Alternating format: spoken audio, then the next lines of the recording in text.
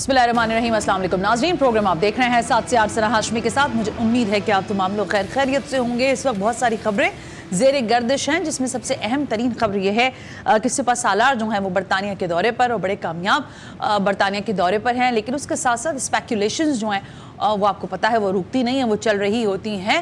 لیکن اس دورے سے پہلے آرمی چیف نے ملک کے اندر طلباء و طالبات سے ایک ملاقات کی، ایک سیشن کیا جس میں کویشچن آنسرز بھی تھے اور بہت اہم ترین گفتگو بھی تھی۔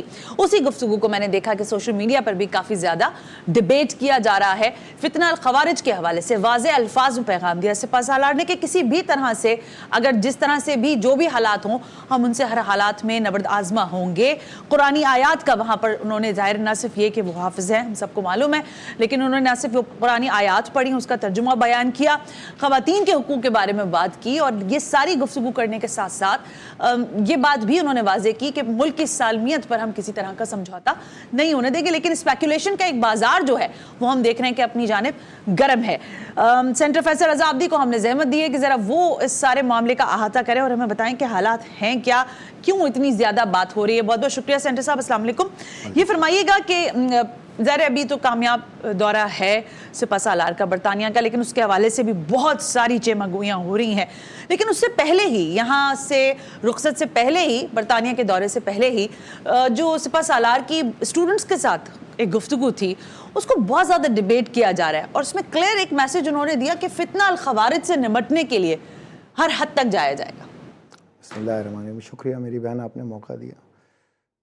مولا علی سے کسی نے دریافت کیا کہ انسان اور جانور میں کیا فرق ہے۔ میرے مولا نے جواب دیا، جو اپنے لیے صرف اپنے لیے سوچے وہ جانور ہے، اور جو دوسروں کے لیے سوچے وہ انسان ہے۔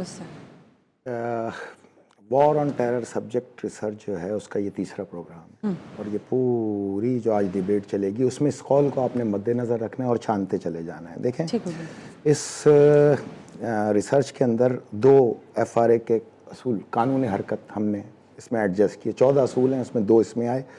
پہلا نمبر 1 کہ جانور کو مارنے کے لیے جانور بننا پڑتا ہے، یہ ایک پرنسپل ہو گیا ہے۔ نمبر 2 کہ قانون کی حدود سے ایک قدم آگے نہیں اور ریاست کے دیے ہوئے اختیار سے ایک قدم پیچھے نہیں۔ تو یہ مد نظر رکھ کے آپ اس میں چلیں گے۔ ہمارا یہ تیسرا شو ہے 14 میں۔ ٹھیک ہے۔ بہرحال دیکھیں، کسی بھی سیاسی سوچ کو یا معاشرے کی کسی بھی تنظیم کو بزور طاقت ختم نہیں کیا جا سکتا، اس میں ایمان لے آئیں۔ اگر آپ طاقت سے جس کو ختم کرنے کی کوشش کریں گے وہ اور پروان چڑھے۔ درست بات۔ ہر محکمے میں کوئی 2 مائنڈ سیٹ ہوتے ہیں، ٹھیک ہے نا، تو ایک دوسرے کے مخالف ہوتے ہیں، یہ ایک فطری عمل ہے، اس سے کوئی نہیں روک سکتا۔ گھر میں حال یہ ہوتا ہے۔ بالکل جی۔ تو ہم نے ہمیشہ کوشش کی ہے کہ پازیٹیو چینج کو سپورٹ کیا جائے۔ درست ہے۔ ہم طاقت کے زور پہ ختم نہیں کرتے، ہم دلیل اور دلائل کے ذریعے، دیکھیں 2 ہی صورتوں میں ختم ہو گئے، تو وہ ختم ہو جائے مائنڈ سیٹ، وہ از خود ختم کرے اپنے آپ کو، یا پھر دلیل سے اس کو قائل کریں، اپنے ساتھ یکجا کریں، یا اگر وہ صحیح ہے تو اس کی دلیل پہ قائل ہو کے اس کے ساتھ یکجا ہو جائے۔ انسانیت کا تو یہی اصول، 2 ہی اصول ہیں اس کے، 2 ہی اصول ہیں، ٹھیک ہے نا۔ جب یہ امام بارگاہ حیدری پہ حملہ ہوا، امام بارگاہ علی رضا پہ حملہ ہوا، سینکڑوں لوگ شہید ہوئے، نشتر پارک میں حملہ ہوا، سینکڑوں علماء اکرام اور لوگ، 12 ربیع الاول کا جو دہشت گردی کا اتنا بڑا واقعہ ہوا تھا، تو اس کے بعد 18 اکتوبر آ گیا تو میں نے اپنی آنکھوں سے دیکھا، بالکل 18 اکتوبر میرے لوگ شہید ہوئے۔ درست۔ تو ایک ذہن پہ ایک بہت بڑا ایک سوالیہ نشان، وہیں سے سوچ کا آغاز ہوا۔ بہرحال یہ جو ہم بھی بہت مخالف تھے فوج کی، وہ جیالے تھے نا اس دور میں، بہت مخالف تھے، لیکن اس سوچ کے عمل کی تبدیلی کا عمل جو شروع ہوا، اس کا پہلا روشن ستارہ ہے جس کا نام ہے پرویز مشرف، جس نے اس چینج کو، تکفیریت کو کے خلاف کام شروع کیا۔ لال مسجد آپریشن ہوا، ریاستی ریٹ کو چیلنج تھا، بالکل درست۔ اس آپریشن کو جس نے حمایت کی اور اس کو مضبوط کیا، آج یہ خمیازہ وہ بھگت رہے ہیں۔ اگر اس آپریشن کو حمایت کیا ہوتا اور اس ریاستی دہشت گردی کے خاتمے کی طرف یہ قوم یکجا ہو جاتی تو آج نتیجے یہ اکثر مختلف ہوتے۔ اچھا، تو یہ سوچ کا فقدان تھا قوم میں، یا پھر پاکستان کے وہ مایہ ناز تجزیہ کار جو پہلے آپریشن کا تقاضا کرتے ہیں اور بعد میں ظلم قرار دیتے ہیں۔ لال مسجد کا واقعہ میں تو ہوا بھی یہی تھا نا، بالکل ایسے ہی ہوا۔ تو ہم نے وہ جو شمع جلی تبدیلی کی، وہاں سے اپنی جدوجہد کا آغاز کر جناب مشرف کے دور سے وہیں سے کیا، اس عمل کے بعد کہ بالکل ان کے خلاف یہی ہونا چاہیے، کیونکہ ہم یہ وحشت کو اپنی آنکھوں سے دیکھتے آئے ہیں۔ ٹکڑوں میں تبدیل ہوئے وہ لاشیں، خواتین کے، بچوں کے، عورتوں کے، مردوں کے، بزرگوں کے، سب کے۔ تو ہم نے اس تبدیلی کے عمل کو سپورٹ کرنا شروع کیا، وہاں سے بلا تفریق۔ یہ بھی نہیں دیکھا کہ پارٹی کیا اس پہ کہتی ہے، شو کاز ملتے رہے، ہم نے خاطر میں نہیں لائے اور ہم نے اس تبدیلی کے عمل کو سپورٹ کیا۔ تو وہاں پہ ایک لازم جزو آیا اس ریسرچ کے اندر کہ ہر صورت اپنی سیکیورٹی فورسز کو سپورٹ کرنا ہے۔ ظاہر ہے وہ آپ کے لیے سپورٹ سے واپس نہیں ہونا، چاہے کچھ بھی ہو جائے. تو یہ جو سیکیورٹی فورسز کی سپورٹ ہے یہ 17 سال پہ محیط ہے، آج کی نہیں ہے. خارجیت کے خلاف جو مہم ہے وہ 17 سال پہ محیط ہے، آج کی نہیں ہے. تو ہماری کوشش یہ رہی کہ یہ جو چینج ہے اس کو کمزور نہ ہونے دی جائے، یہاں تک کہ وہ آہستہ آہستہ رفتہ رفتہ ایک توانا جسم کی صورت اختیار کی. اور اس کا پہلا نتیجہ آیا کامیابی کے ساتھ 2023 میں، جب موجودہ آرمی چیف نے فتنہ خارجیت قرار دیا، اسٹیٹ پالیسی بنی. یہ ہماری بہت بڑی فتح تھی. مطلب 14 سال کی جدوجہد کے بعد. آپ کے منہ پہ نہیں، لیکن یہ پہلے آپ نے ٹرمینالوجی نکالی تھی. یہ خارجیت کا لفظ تھا ہی میرا کہ ان کو خوارج قرار دو. اس کی وجہ ہے نا، کیوں دو؟ وجہ ہوتی ہے ہر چیز کی. بہرحال دیکھیں، آرمی چیف کا بیان آتا ہے، اس وقت فتنہ خارجی قرار دیا اور اس کے خلاف آپریشن شروع ہوا. اب یہ حال ہی میں یہ اسٹوڈنٹ سے جنہوں نے خطاب کیا وہ یہ ہے کہ ہم کامریڈ کی طرح لڑتے ہیں، ہمارے لیے پاکستانیت سب سے اہم ہے، ہم فتنہ خارج کے فسادیوں سے لڑ رہے ہیں. یہ نہ صرف اسلام کی غلط تشریح کرتے ہیں، اصل چیز تو سمجھنے والی یہ تھی.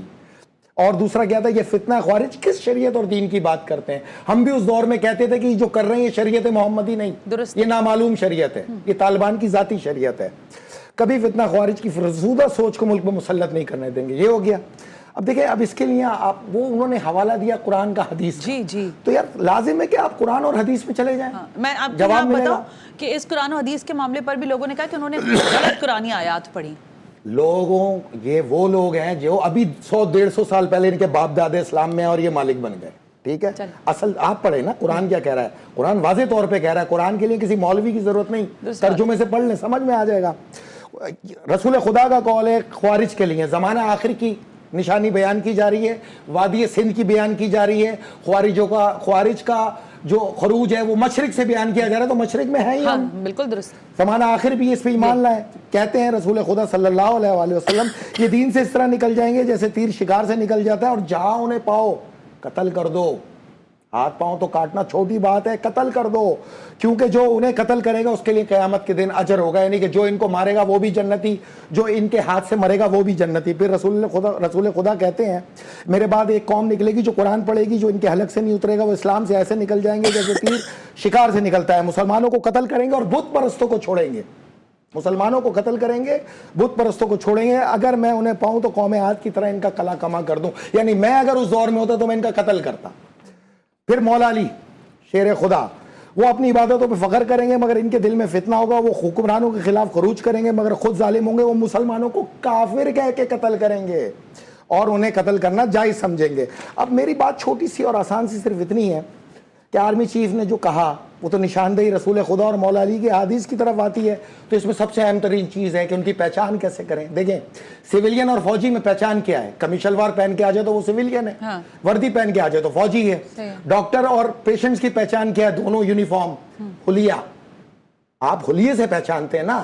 تو اب رسول خدا نے حلیہ بتایا کہ ان کی داڑیاں گھنی ہوں گی، بال لمبے ہوں گے، اونچے تہمت باندھیں گے، روانی سے قرآن پڑھیں گے، قرآن ان کے حلق سے نہیں اترے گا، پوشتے گردن ذبح کریں گے، کفر کے فتوے لگا کے مسلمانوں کا قتل کریں گے، غیر مسلموں کے قریب ترین ہوں گے، عورتوں کی تجارت کریں گے، ہم جنس پرستی کے شوقین ہوں گے. اب آپ جب یہ حلیے آپ کو بتائے گئے ہیں تو یہ حلیے اس لیے بتائے گئے ہیں کہ آپ موجودہ دور کے اندر پہچانیں کہ وہ کون ہیں.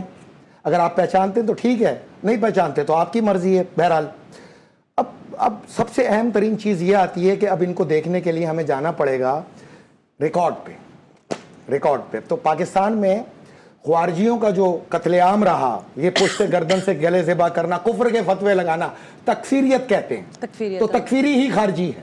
صحیح.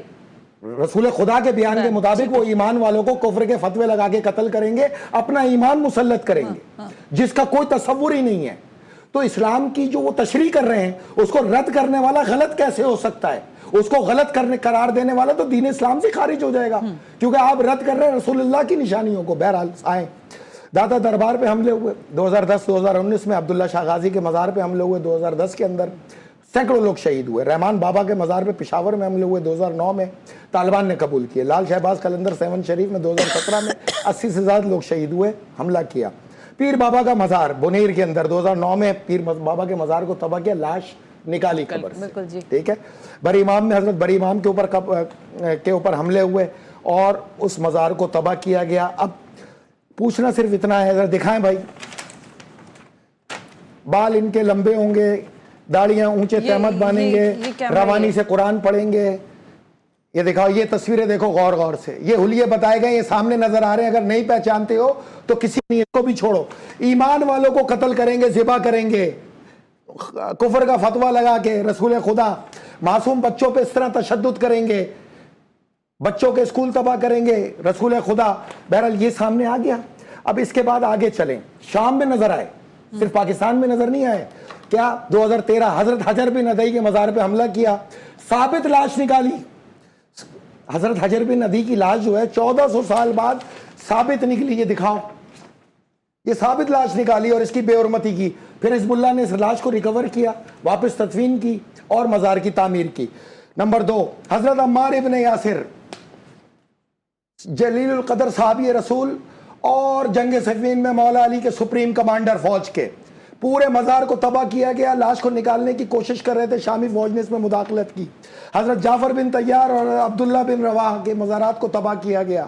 اس کے بعد آپ آئے شیخ محمد النبہان کے, اور مزار کو تباہ کیا گیا. 2017 میں آل محمد, بی بی سیدہ زینب سلام اللہ علیہ کے مزار کو اور بی بی سیدہ سکینہ سلام اللہ کے مزارات کو تباہ کیا گیا. تو یہ خارجی نہیں ہے, تو جو کام وہاں ہو رہا تھا وہ یہاں بھی ہو رہا ہے. اب یہ سلسلہ کب چلا؟ 1700 کے اندر, جب کربلا معلیٰ میں مزارات پہ حملے کیے, منظم کیا امام حسین علیہ السلام کے مزار کو. پھر آئے آپ جنت البقیع کے اندر, 1925 میں تمام مزارات کو منظم کیا. پھر آئے آپ شام کے اندر, آل محمد اصحاب رسول کے, خاص طور پہ بالخصوص وہ صحابی جو جنگ صفین کے اندر کمانڈر تھے مولا علی کی فوج کے, ان کو تباہ کیا, ان کی لاشوں کی بے حرمتی کی. پھر آیا پاکستان میں آل محمد, آل نبی, آل مولا علی اور آل بی بی فاطمہ سلام اللہ علیہ, تمام بزرگ, بری امام, سیون شریف, عبداللہ شاہ غازی, ان تمام مزارات کو تباہ کیا. لوگوں کی پشت گردن ذبح کیے گئے, لوگوں کو نشانہ بنایا گیا, تمام لوگوں کو بسوں سے اتار کے شناختی کارڈ دیکھ کے مارا گیا, اور ساتھ میں اللہ اکبر پڑھا گیا. ساتھ میں ایک پوری آیت پڑھی جاتی ہے, ایک فتویٰ پڑھا جاتا ہے تکفیر کرنے سے پہلے, قتل کرنے سے پہلے. تو اگر اسلام کی یہ روشنی ہے کہ پوری دنیا جس کے اندر اللہ اکبر کے نام کو انہوں نے خوف کی علامت بنا دیا, یورپی یونیورسٹیز کے اندر, یو کے کی یونیورسٹیز کے اندر بچوں کو اسکولوں میں یہ تمام موویاں دکھائی جاتی ہیں. اللہ اکبر کہہ کے جب آپ گلے ذبح کرتے ہیں تو ان بچوں میں خوف پیدا ہوتا ہے. اذان کی ابتدا ہی اللہ اکبر ہے. اگر اسلام کی تشریح یہ گلے ذبح کرنا ہے تو خدا کی لعنت ہو ایسے خوارج کے اوپر, اور جو اس کی صحیح نشاندہی کرے تو پھر آئی اوپنر ہے, وہ ریاست ہے پھر. اور اگر یہ چیز حقیقت نہیں ہے تو پھر آرمی چیف کی تقریر سیاست. فیصلہ تو آپ نے کرنا ہے, فیصلہ عقل اور شعور والوں کا ہے, انسانیت کا ہے, اسلام کا ہے, دین حق کا ہے. اگر اس سے کوئی منافی ہوتا ہے اور اس کو غلط طریقے سے پیش کرتا ہے, وہ خارجیوں کا ہی ساتھی ہے. بریک لے لیتے ہیں. جو گفتگو کی ہے سینٹر صاحب نے, ظاہر ہے یہ سوچنے کا مقام ہے کہ ہم کس روٹ یا کس طرف جا رہے ہیں. بہرحال ایک بریک شامل کرتے ہیں, بریک سے واپس آ کر اسی کانٹیکس میں بات کریں گے کہ سپہ سالار نے جو طلبہ و طالبات کے ساتھ ایک سیشن کیا کویشچن آنسرز کا, اس میں پھر خواتین کے حقوق کے حوالے سے بھی بات ہوئی ہے. ذرا اس پر بھی روشن ڈالتے ہیں.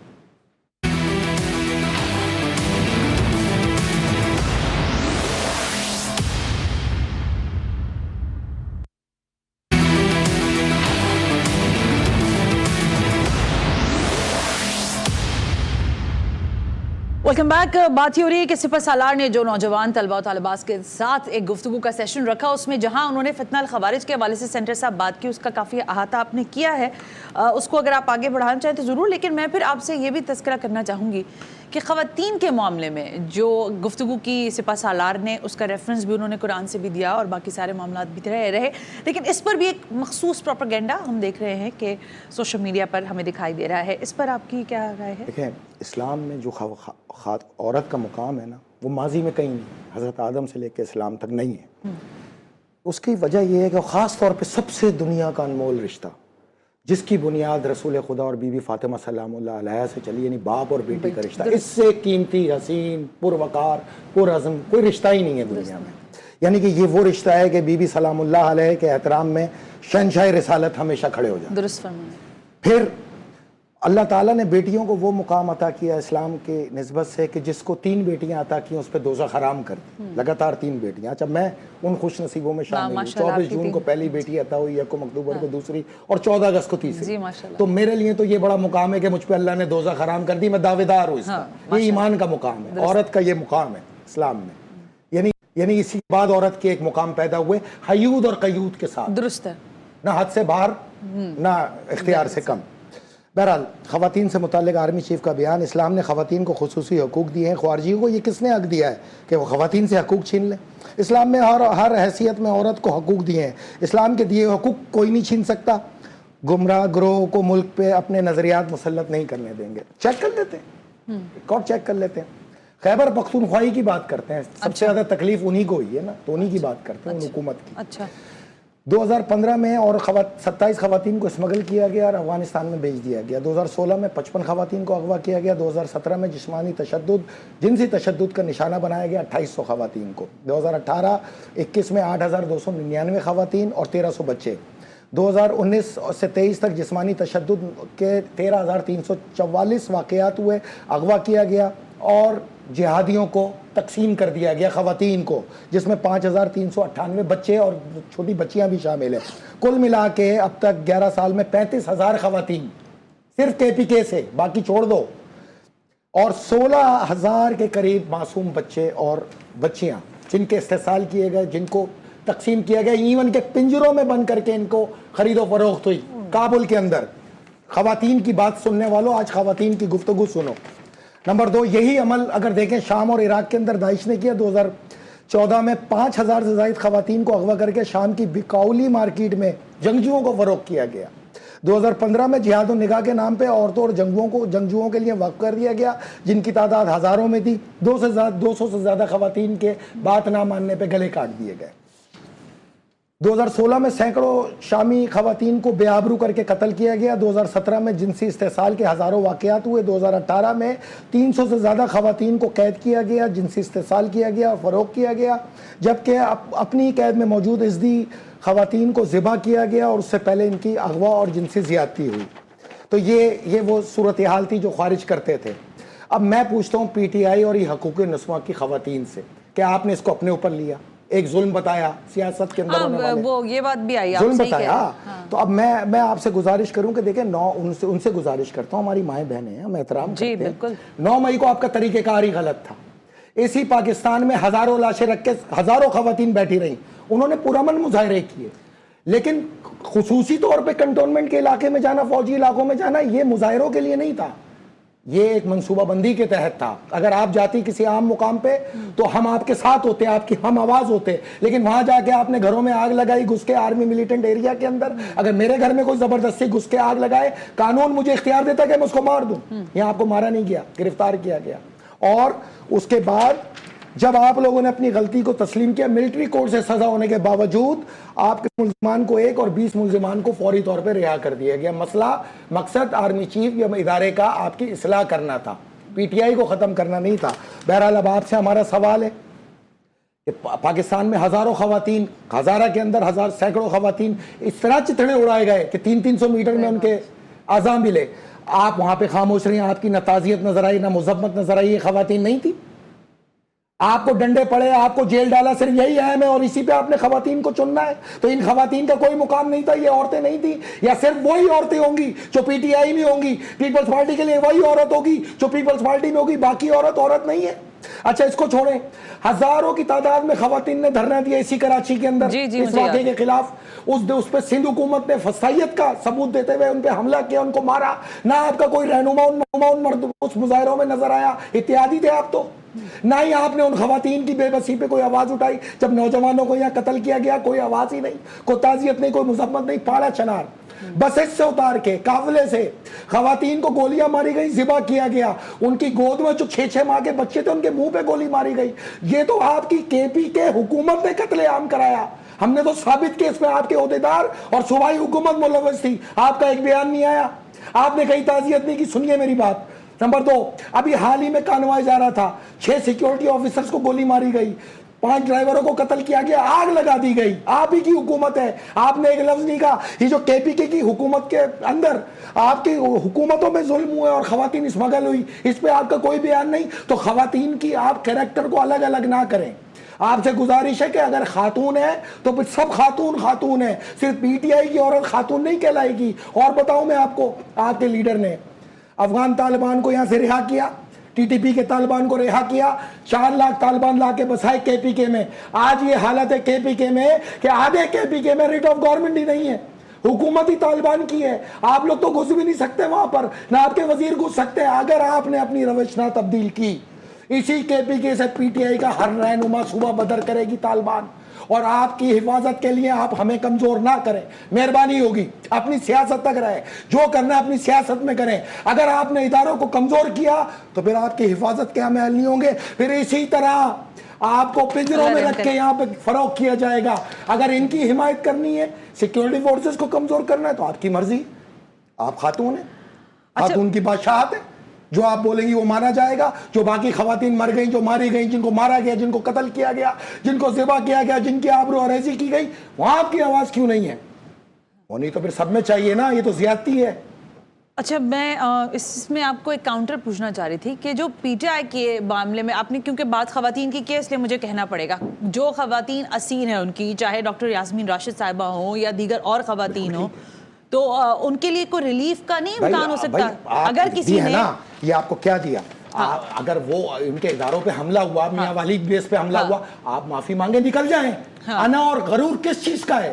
جب ان کو چھوڑ دیا جو ملٹری کورٹ سے سزا یافتہ تھے, آپ کو بھی ریلیز کر دیں گے. اچھا, یعنی آپ ایک منٹ, اکڑ مردے میں ہوتی ہے, انسان میں نہیں. ایک منٹ نا فیصل صاحب, آپ یہ کہہ رہے ہیں کہ جیسے سپہ سالار نے کہا کہ فتنہ الخوارج سرنڈر کر دیں تو ریاست ان کے ہاتھ مضبوط کر ان کو اپنا مان لے گی. رسول خدا نے کہا ہے جہاں ملے, میں سپہ سالار کی بات کر رہی ہوں نا, کیونکہ ابھی ہم انہی کے بیان کو لے. اب آپ میری بات سنیں. تو اسی طرح آپ سمجھتے ہیں کہ پی ٹی آئی بھی اگر ریلیف چاہتی ہے تو وہ بھی سرنڈر کر دے؟ سرنڈر نہیں کرے. پھر جو ایک چیز غلط ہوئی ہے اس پہ معافی مانگے, باقی جو مقدمات ہیں اس میں کوئی ایشو نہیں ہے, چابی ہے یہ. اچھا, آپ اس چابی کو جب تک نہیں گھمائیں گے کچھ نہیں ہوگا. معافی مانگنی چاہیے. کسی کے گھر میں گھس کے آگ لگا دو, کسی ملٹری بیس پہ حملہ کر دو, ایئر بیس پہ حملہ کر دو, یار یہ پاکستان ہے. اگر یہ حرکتیں کر کے تو آپ ان کو دعام بخش رہے ہو جو پاکستان کے اندر قتل عام مچا رہے, تو آپ اگر ان کے ساتھ ہو یا پاکستان کے ساتھ ہو, آپ اسلام کے ساتھ ہو یا خارجیت کے ساتھ ہو, فیصلہ تو آپ نے کرنا ہے. چلیں بریک لے لیتی ہوں میں اس بات پہ, بریک سے واپس آتے ہیں. تو ایک اور مجھے لگ رہا ہے شاید یہ ہے, جو خواتین پہ جہاں ظلم ہوگا پھر وہ خاتون ہی ہے. اپنی پارٹی کی خاتون پہ ظلم ہو, اس کو خواتین پہ ظلم کرا دیا جائے, یہ تو منافقت ہے. پھر میں نے وہی کہا نا, جو اپنے لیے سوچے وہ جانور. اچھا رک جائیں یہاں پہ, بریک لے رہی ہوں میں, بریک سے واپس آتی ہوں. تو ایک اور معاملہ بھی ہے کہ بات اگر استعارے میں ہو تو ایک الگ ہے, بات اگر براہ راست ہو تو ٹھیک ہے, لیکن اگر آپ کی بات ہی نہ ہو اور پھر اس پر آپ کی تکرار ہو, کہ میں کیا کہہ رہی ہوں, اس بریک کے بعد بتاتی ہوں.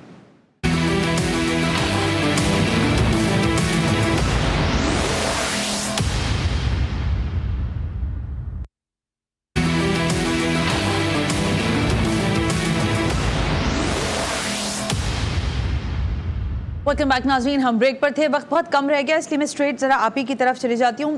ایک تو یہ کہ پوری جو ہم نے طلبہ طالبات کے ساتھ سپہ سالار کی گفتگو دیکھی, اس میں کہیں کسی سیاسی جماعت کے بارے میں گفتگو نہیں تھی, لیکن پاکستان تحریک انصاف کی جانب سے ایسا تاثر مل رہا ہے کہ ان کو لگ رہا ہے کہ ساری جو تقریر یا مکالمہ یا گفتگو ہوئی ہے وہ انہی کے ہی ریفرنس میں ہوئی ہے.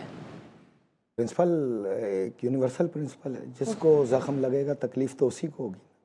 P T I T T P ایک ہی سکے کے دو رخ ہیں. ہم تو 2015 سے پورا بتاتے آئے ہیں کہ آرمی چیف سے آج سے ان کو مسئلہ نہیں ہے. جب وہ خارجیت پہ وار کریں گے, بولیں گے, حملہ کریں گے, ان کو ماریں گے, یہی جماعت سب سے زیادہ چیخے گی. یہ ایک فیکٹ ہے, مان جائیں, ریکارڈ دیا پورا آپ کو. نمبر 2, منفرد اعزاز نیازی کے پاس 4.25 سال گورنمنٹ میں تھا, جب اتر رہا تھا تو گالی تھا. حقیقت ہے, لوگ جھولیاں پھیلا کے اس سے نجات کی دعا کر رہے تھے, حقیقت ہے. اور پھر آپ ایک دم لیڈر بن گیا تو کمال کیا اس نے بیچ میں؟ کمال ایک ہے, جیل. ارے صغیر پاک و ہند میں جیل اپنی نوعیت کی حیثیت رکھتی ہے, ہر ٹچے کو لیڈر بنا دیتی ہے. یہ خاصیت ہے ہمارے اس خطے میں. بالکل صحیح, اس خطے کی. نمبر 2, اس کو الیکشن جیتنے کے لیے وائلڈ کارڈ تھا اس کے پاس. یہ ٹھگوں کی بارات, یہ جس کے ساتھ کھڑے ہو جائیں اس کا سورج غروب کر دیں گے. یہ نون لیگ اور پیپل پارٹی, یہ مقابلے پہ تھے. اس کی جیت کا وائلڈ کارڈ یہ تھا اس کے پاس. کوئی نیا چہرہ ہوتا نا, اس کو غرق کر دیتا. اور یہ جیل سے اس وقت تک نہیں نکلے گا اگلے الیکشن تک, کیونکہ اس کا وائلڈ کارڈ یہی جیل ہے. کام تو کوئی ہے نہیں 4 سال میں, سوائے بک بک کے, سوائے فوج کے پیٹ پہ چھرا مارنے کے, خارجیت کی حمایت کرنے کے. دیکھیں, نبی کریم صلی اللہ علیہ وآلہ وسلم نے خارجیت کا تو ذکر کیا, لیکن خارجیوں کا ساتھ دینے والوں کا بھی ذکر ہے. ذرا وہ سنیں. جو شخص خارج کی مالی, اخلاقی یا فکری حمایت کرتا ہے وہ بھی اس گناہ میں برابر کا شریک ہوتا ہے. جو ان نظریات کی ترویج کرے, ان کے حملوں کا جواز دے یا ان کے دہشت گردانہ کارروائیوں کی حمایت کرے, وہ اسلام میں باغی اور فاسق ہوتا ہے. امام ابو حنیفہ، امام شافعی، امام مالک، امام ابن حنبل کے نزدیک خوارج کے حامی بھی واجب القتل اور باغیوں میں شامل ہیں. آپ نے جو ان کی نظریات کی ترویج کرے، آپ نے ان کو اسلامی مجاہد قرار دیا 2022 میں. یہ بیان نیازی کے پڑھتے جائیں بس. آپ نے ان کے حملوں کو جواز دیا. کیا جواز دیا؟ ڈرون کا رد عمل ہے. جواز دیا نا ہم پہ حملہ کرنے کا. ہم نے تھوڑی اڑائے تھے ڈرون، امریکیوں نے اڑائے تھے. ان کی تو شراب اور سور کا گوشت یہی طالبان لے جا کے کابل پہنچاتے تھے. نمبر 3، یا ان دہشت گردانہ کارروائیوں کی حمایت کرے، ان دہشت گردوں کی حمایت کرے. آپ نے ریلیز کیا 20,000 طالبان کو. آپ نے پاکستانیوں کے قاتل کو کس حیثیت سے ریلیز کیا؟ کیا قصاص کے مالک ہو گئے آپ؟ آپ نے 4 لاکھ طالبان کو لا کے KPK میں بٹھایا. آج آپ ہی کے ہاتھ سے KPK نکل گیا. جو بچا کچھ ہے وہ جلد نکل جائے گا. آپ بھی صوبے سے نکالے جائیں گے. میرا مقصد تعمیری تنقید کرنا ہے. دیکھیں، اگر آپ بہتر بنتے ہیں، آپ ان چیزوں کو مانتے ہیں، ذرا انسان بن کے سوچیں نا کہ آپ ہمارے لاشوں کو چتڑوں میں اڑانے والوں کے اگر حمایتی بنیں گے، مددگار بنیں گے تو ہمیں آپ سے نفرت ہوگی. آپ اپنے قائد کو سمجھائیں کہ 70 سال سے زیادہ کی عمر کے بزرگ، تو ہی سمجھ جا بھائی، دہشت گرد اور خارجیوں کا ساتھ دینے والا خارجی ہوتا ہے. کل کو اللہ کے نزدیک آپ کہاں کھڑے، کس جگہ کھڑے؟ اگر آپ خارجیت کے ساتھ کھڑے ہیں تو پھر آپ پہ اللہ کی لعنت لازم ہے. اگر آپ توبہ طائب کر کے باہر آتے ہیں، بہتر پالیسی بناتے ہیں، سیکیورٹی فورسز کو مضبوط کرتے ہیں، ان طالبان کو کما کرنے کے لیے آپ راغب ہوتے ہیں، تو خدا کی قسم ہمارا اور آپ کا جھگڑا 17 سال پرانا آج اسی وقت ختم. آپ اس کے بعد وزیر اعظم بنے، کیونکہ یہ قوم ڈیزرو کرتی ہے آپ جیسا وزیر اعظم بننا. بنے. کس نے روکا؟ قائد اعظم سے بڑا لیڈر. دوسرا، آرمی چیف سے کہیں گے، ادارے سے کہیں گے، 17 سال ہم نے اپنی جان پہ کھیل کے آپ کی حمایت کی، آپ کو طاقتور کیا. یہ کون سا انصاف ہے کہ آپ اس طاقت کو اٹھا کر ان ٹھگوں کے قدموں میں پھینک دیتے ہیں جا کر؟ یہ طاقت آپ کے لیے ہے، ان کے لیے نہیں ہے. ان سے نفرت کرتے ہیں ہم، اور ان کی نفرت کا یہ عالم ہے جو ان کے ساتھ کھڑا ہوگا وہ عوام کی لعنت کا شکار ہو جائے گا. یہ تو یونیورسل پرنسپل ہے بھائی. لیکن ایک چیز کا سوال، کیونکہ وقت میرے پاس ختم ہو گیا ہے. اسٹیبلشمنٹ آپ کو اقتدار میں لے کر آئے تو بہت اچھی ہے، اسٹیبلشمنٹ آپ کا کچا چٹا کھولے تو وہ بہت بری ہے. یہ کیا رویہ ہے؟ اسٹیبلشمنٹ، اور آپ گالی کیوں دیتے ہیں اسٹیبلشمنٹ کو؟ مجھے یہ سمجھ میں نہیں آتی. اسٹیبلشمنٹ نیازی کی کل بھی محسن تھی، آج بھی محسن ہے. اگر اسٹیبلشمنٹ جیل میں نہ ڈالتی تو اس کی اوقات کیا تھی؟ کچھ بھی نہیں. جیل میں ڈالنا اس کو طاقتور بنا کے گیا ہے. جیل میں ڈالا، جو مقدمات بنائے ان کی کوئی سر اور پیر ہی نہیں تھا. توشہ خانہ کا مقدمہ یہ نہیں تھا کہ گھڑی بیچی، توشہ خانہ کا مقدمہ یہ تھا کہ اپنے ہی بنائے ہوئے قانون کو اس کو تباہ کیا، اس قانون کے خلاف چلا. جس قانون کے تحت گھڑی بیچنی چاہیے تھی اس کے تحت نہیں بیچی. اگر اس میں آتے تو ایک پیشی میں سزا تھی. جو پیچھے کن کھجورے بیٹھے ہیں جو یہ مقدمات بناتے ہیں وہ خود لوپ پول ڈال دیتے ہیں، ان پہ کارروائی کی. آپ کہہ رہے ہیں PTI معافی مانگے؟ اگر کسی کے گھر میں گھس کے حملہ کر کے جلاؤ گھراؤ کر دو تو میرے پاس اختیار ہے، میں مار دوں. شکر ہے اگر کراچی کا اردو بولنے والا یہ کام کرتا اب تک میزائل گر چکے ہوتے. میزائل مارے جاتے ہیں ان کے اوپر. ان کو تو بہت ریلیکس. لیکن ایک اچھا بالکل اب لاسٹ کوسچن ہے. یہ پاکستان میں ایک چیز ہے کہ نوجوان بڑا ڈیفرنٹ سوچ رہے ہیں. آج میں سوشل میڈیا پر دیکھ رہی تھی، یہ نئی سوچ، نئے سوالات ہیں یا پرانے کچھ لوگوں کے 4 دن کی زندگی ہے، اس کے بعد قبر ہے، قبر میں حساب دینا ہے. جا کے دیکھ لو قبرستان، لاکھوں ہزاروں سال کے قبرستان آج بھی موجود ہیں. تم نے بھی اسی طرح قبروں میں رہنا ہے. پھر یہ جو خارجیت کا ساتھ دے کے جنت چاہیے یا جہنم چاہیے فیصلہ خود کرو. نبی کریم صلی اللہ علیہ وسلم نے تو صاف کہا ہے مار دو ان کو، کیونکہ یہ انسانوں کو قتل کرتے ہیں، اسلام کی غلط تشریح کرتے ہیں. حقیقت ہے یہ تقریر، یہ اسلام کا صحیح عکاس ہے. یہ اسلام میں تکفیریت کو، خارجیت کو اور حقیقی اسلام کو ڈیوائیڈ کرتی ہے، سپہ سالار کی تقریر ڈیوائیڈ کرتی ہے. اس کی ضرورت تھی.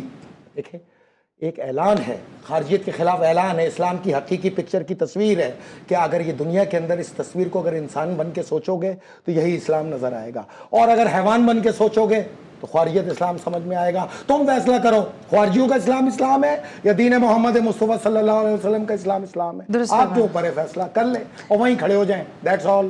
Thank you very much senator Faisal Raza Abidi ہم سے بات کرنے کے لیے امپورٹنٹ گفتگو کر رہے تھے سپہ سالار کی اس تقریر کے حوالے سے جس میں گوئیاں ہو رہی ہیں. آج کے پروگرام کا فیڈ بیک ضرور دیجیے گا.